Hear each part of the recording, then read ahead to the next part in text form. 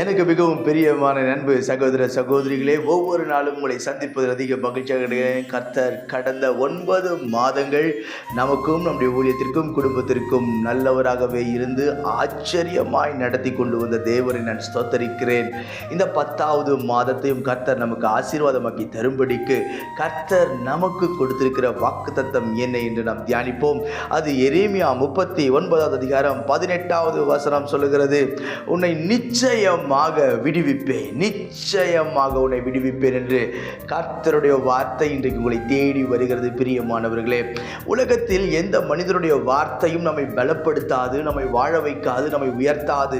ஆனால் கர்த்தருடைய வார்த்தை, ஒரே ஒரு வார்த்தை போதும் உங்களுடைய சூழ்நிலைகளை மாற்றுவதற்கு, உங்களுடைய எல்லா விதமான பிரச்சனைகளை மாற்றுவதற்கு கர்த்தருடைய ஒரே ஒரு வார்த்தை போதும். அந்த வார்த்தை தான் நிச்சயமாக நான் உன்னை விடுவிப்பேன் என்று கர்த்தர் வாக்கு கொடுக்கிறார். ஒரு வார்த்தையை சாதாரணமாய் சொல்வதற்கும் நிச்சயமாய் செய்வேன் என்பதற்கும் வித்தியாசங்கள் உண்டு. ஒருவேளை நீங்கள் யோசித்துக் கொண்டிருக்கலாம், பிரதர், நான் சபைக்கு போகிறேன், ஆலயங்களுக்கு உதவி செய்கிறேன், எல்லா காரியங்களையும் செய்கிறேன், ஆனால் சில காரியங்கள், சில பிரச்சனைகள் என்னை விட்டு விலகுவதே இல்லை என்று சொல்லி ஏதோ ஒரு கட்டப்பட்ட சூழலில் உட்கார்ந்து கொண்டிருக்கலாம்.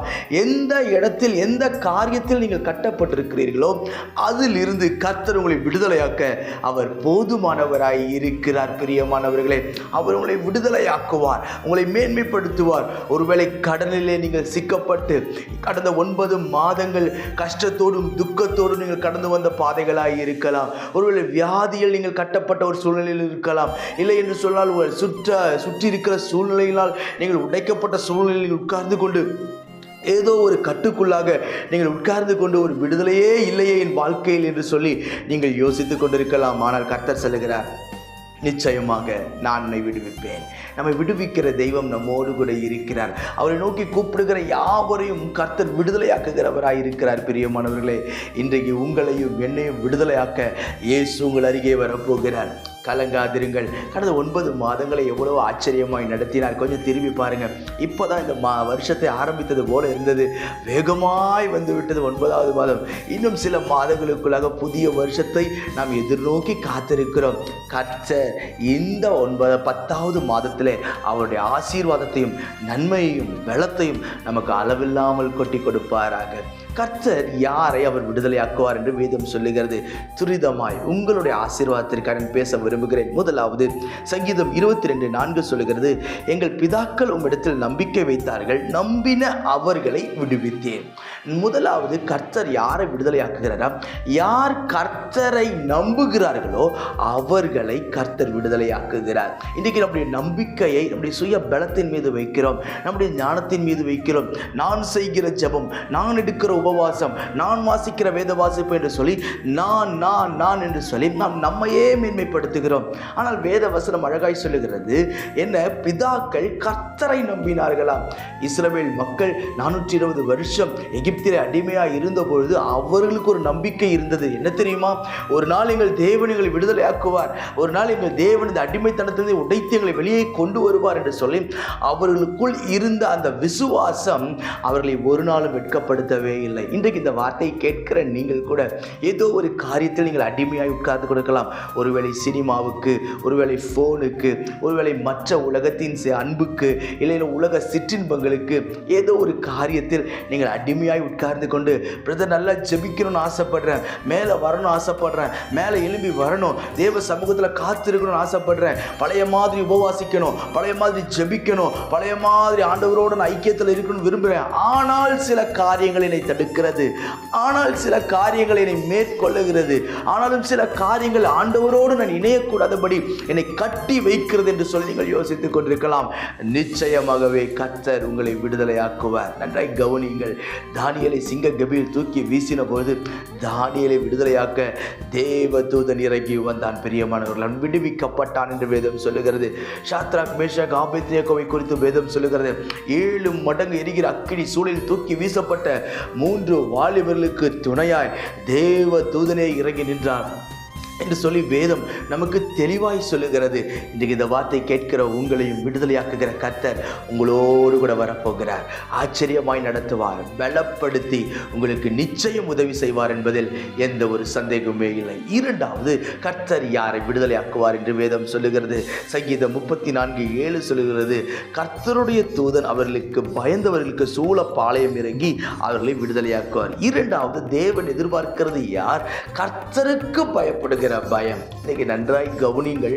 எல்லா காரியத்தையும் நாம் செய்கிறோம், எல்லா காரியத்தையும் நம்மால் செய்ய முடியும். ஆனால் தெய்வ பயம், கர்த்தருக்கு பயப்படுகிற பயத்தை கர்த்தர் நம்முடைய நாட்களில் அவர் எதிர்பார்த்து கொண்டிருக்கிறார். பிரதர், எல்லாம் வாழும்போது சந்தோஷமா வாழ்ந்துட்டு போயிடணும் பிரதர், உலகத்தில் இருக்கும்போது எல்லாத்தையும் அனுபவிக்கணும் பிரதர், அதை பண்ணணும் இதை பண்ணணும்னு சொல்லி பேசிட்டு தேவனை விட்டு விலகி இருப்பதல்ல.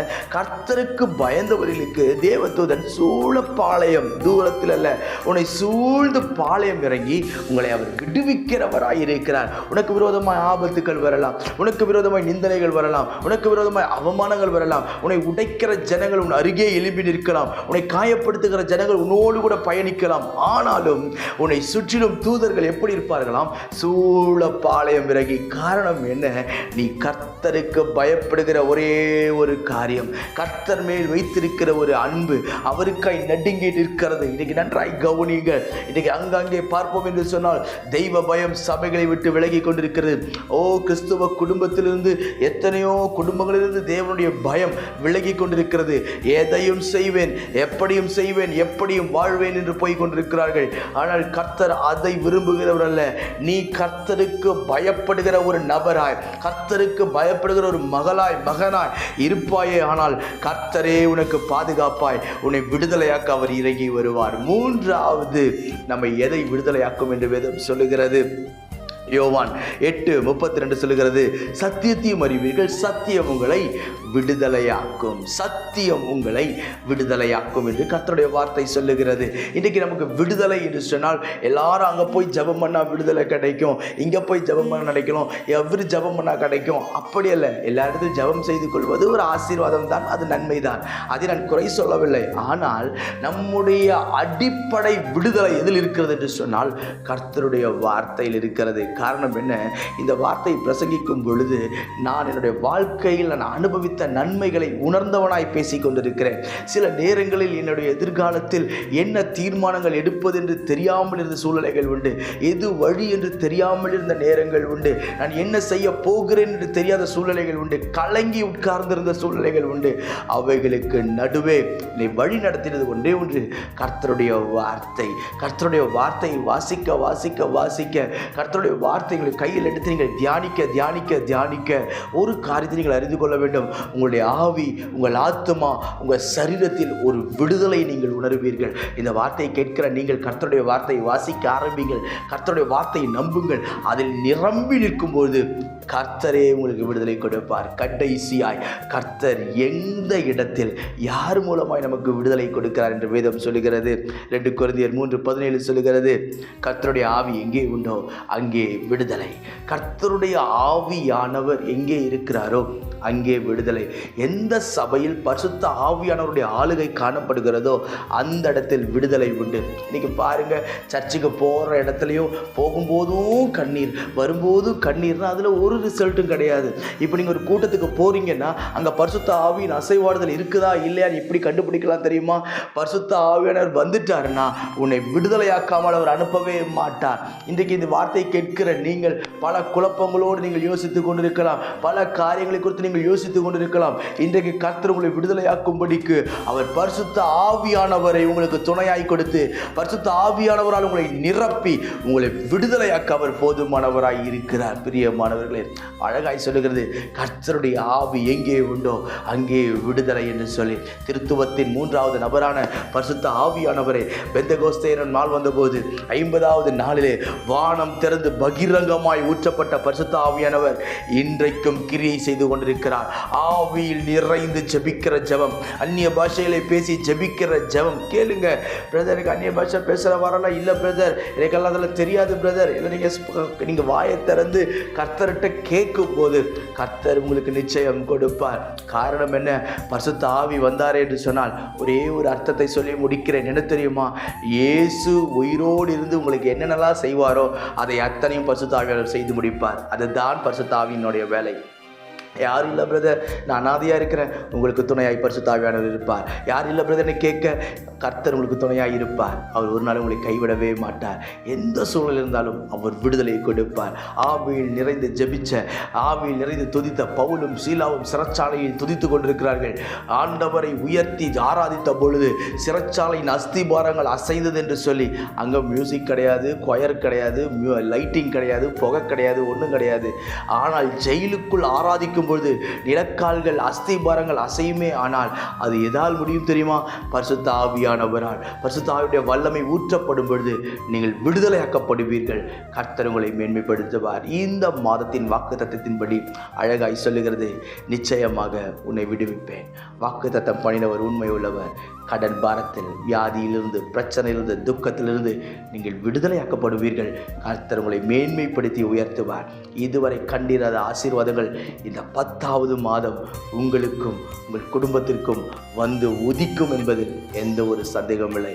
நான் உங்களுக்காக ஜெபிக்கிறேன். பரலோக பிதாவே, இந்த வார்த்தையெல்லாம் கேட்கிற நண்பு சகோதர சகோதரிகள் ஒவ்வொருவருக்காக ஜெபிக்கிற சுவாமி. ஆண்டவரே, எந்த மனுஷனையும் மேன்மைப்படுத்த உடைய கருத்தினால் ஆகும். நிச்சயமாகவே விடுவிப்பேன் என்று வாக்கு கொடுத்திருக்கிறேன். உம்முடைய வார்த்தையின்படியே கர்த்தனில் இறங்கி என் பிள்ளைகளை விடுதலை ஆக்குவீராக. ஆண்டவரே, வியாதியோடும் கடன் பாரத்தோடும் யார் யாரெல்லாம் புலம்பிக் கொடுக்கிறார்களோ அத்தனை பேரையும் விடுதலை ஆக்குவீராக, மேன்மைப்படுத்துவீராக. கிருபை மேல் கிருபை பெருகுவதாக, நன்மை உண்டாக நினைத்தரணும். அடைக்கப்பட்ட கதவுகள் திறக்கட்டும். இந்த மாதம் முழுவதும் கர்த்தருடைய கரம் ஆச்சரியமாய் நடத்தும். எல்லா தேவைகளையும் சந்தி சுவாமி, எல்லா தேவைகளையும் சந்திப்பீராக. ஆண்டவரே, யார் யாரெல்லாம் ஆண்டவர் திருமணத்திற்காய் காத்திருக்கிறார்களோ எல்லா காரியமும் கைகூடி வரட்டும். இந்த மாதத்தில் கர்த்தருடைய வெளிச்சம் ஒவ்வொரு குடும்பத்திலும் இறங்கி வருவதாக நான் ஜெபிக்கிறேன். மேன்மைப்படுத்தலை நிறுத்தும். இயேசுவின் நாமத்தில் ஜெபிக்கிறேன் எங்கள் ஜீவனுள்ள பிதாவே, ஆமென். God bless you. எனக்கு மிகவும் பிரியமான என் அன்பு சகோதர சகோதரிகளின் ஒவ்வொருவரையும் சந்திப்பதில் அதிக மகிழ்ச்சி அடைகிறேன். வெகு நாள் காத்திருப்பு இருதயத்தை இளைக்க பண்ணும், விரும்பினது வரும்பொழுதோ ஜீவ விருட்சம் போல் இருக்கும் என்று கர்த்தருடைய வார்த்தை சொல்லுகிறது. கடந்த சில வருடங்களாகவே நமக்கு ஒரு ஆராதனை செய்வதற்கு ஒரு இடம் வேண்டும் என்று சொல்லி நாம் ஜெபித்து கொண்டிருந்தோம். அநேக இடத்தில் சொல்லி வைத்திருந்தேன், கேட்டுக்கொண்டிருந்தோம், அங்குமிங்குமாய் அலைந்து கொண்டிருந்தோம். ஆனால் சரியாக இடம் அமையவில்லை. ஆனால் இன்றைக்கு கர்த்தர் கிருபையாய் நமக்கு ஆராதிக்கும்படி நல்ல இடத்தை கொடுத்திருக்கிறார். இதுவரை நான் எதிர்பார்க்கவே இல்லை. ஆயத்தமாக்கப்பட்ட ஒரு மேல் வீட்டை கர்த்தர் நம்முடைய ஊழியம் நடத்தும்படி ஒவ்வொரு ஞாயிற்றுக்கிழமையும் மாலையில் 6 மணியிலிருந்து 8:30 மணி வரை நாம் இணைந்து கர்த்தரை ஆராதிக்க போகிறோம். பிரியமானவர்களே, என் அன்பு ஜனங்களே, நீங்கள் எந்த சபைக்கும் போகாத ஒரு ஆளாய் இருந்தால், நீங்கள் இயேசு யார் என்று அறிந்து கொள்ள வேண்டும் என்று விரும்பினால், ஒருவேளை வியாதி இருந்தால், பிரச்சனைகள் இருந்தால், கஷ்டங்கள் இருந்தால், துக்கங்கள் இருந்தால், உங்கள் யாவரையும் நான் அன்போடு வரவேற்கிறேன். உங்கள் ஒவ்வொருவருக்காகவும் ஜெபிக்க நான் காத்திருக்கிறேன். பிரியமானவர்களே, நம்முடைய இந்த யூடியூப் செய்தி மூலமாய் கர்த்தர் அநேக இருதயங்களை அசைத்து கொண்டிருக்கிறார். எனவே நீங்கள் இது அருகிலே யாராவது இருப்பீர் என்று சொன்னால், சென்னையில் இருப்பீர் என்று சொன்னால், உங்கள் யாவரையும் நான் அன்போடு வரவேற்கிறேன். நாம் இணைந்து கர்த்தரை ஆராதிப்போம், கர்த்தருடைய ராஜ்யத்தை கட்டுவோம். நான் இந்த வீடியோவில் இதை கீழே என்னுடைய அட்ரஸ் வருகிறது. அட்ரஸை எடுத்துக்கொள்ளுங்கள். என்னுடைய ஃபோன் நம்பர் வருகிறது. இன்னும் உங்களுக்கு ஏதாவது டீட்டெயில்ஸ் வேண்டும், இதோடைய காண்டாக்ட் பண்ண உங்களுக்கு ஏதாவது டீட்டெயில்ஸ் வேண்டும் என்று சொன்னால் நீங்கள் தயவாய்